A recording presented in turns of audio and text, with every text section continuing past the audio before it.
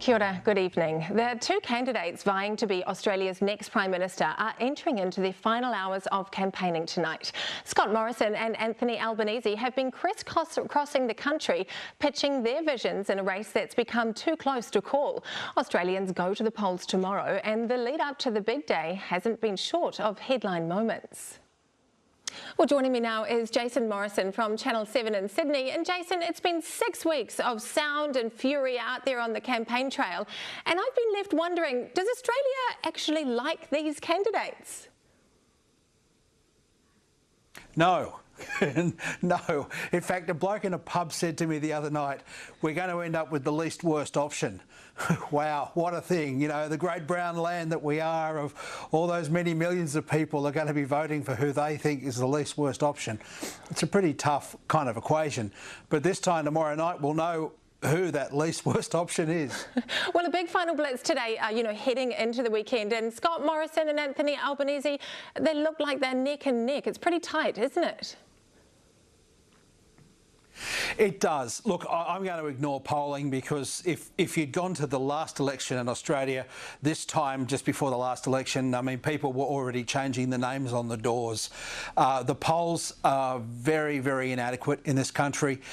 It is so vast, it is so wide, and the issues are so different in every little corner of the land that I won't trust polling, other than to say that you can tell it's tight. You can tell in the field it's tight, even at a very local level. Things I haven't seen in years are happening at election booths. I mean, candidates arguing right up in the face of each other.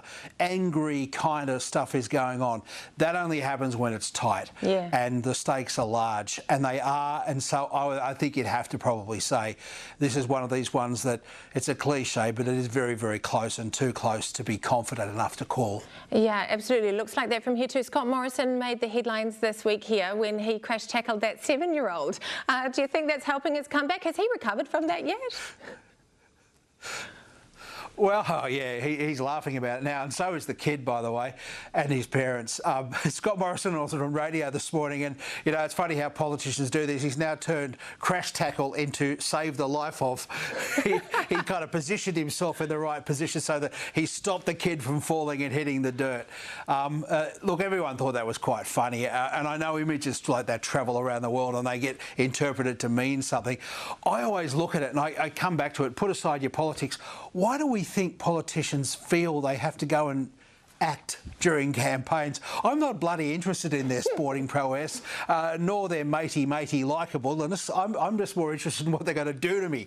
And yeah, look, he did that on the campaign trail because someone would have said, hey, here's a great idea, go out and play footy with the kids. I don't know of any man in his 50s who thinks it's a great idea to go out and play any sport with kids. It never ends well, either for them or for you. We can all learn a lesson from Scott Morrison. Well, listen, who is Anthony Albanese? What do we need to know about him?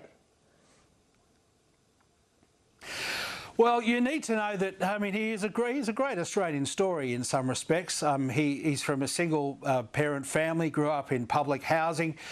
He rose through the ranks of politics. He is a very politician, don't pretend anything else than that. Much like Scott Morrison, they are machine men who have kind of grown up through the ranks of politics by all the dirty dark arts that politicians are involved in. They're very similar creatures, apart from something. Albanese is a reformed, very extreme socialist. He is at the far left of the Labor Party in Australia. He has pretended to be very much down the middle, but he's not. I mean, he's the fellow that uses phrases like fighting Tories and all this kind of cliched BS, which no one in the real world talks about. But he is one of those guys. Morrison has, you know, in much the same way, Morrison has had to adjust his positioning. I mean, he is a religious conservative man, and he's had to kind of push himself into this more centralist role. So we've got two blokes that are acting to be something they're both not in order to appeal to the greatest number of Australians.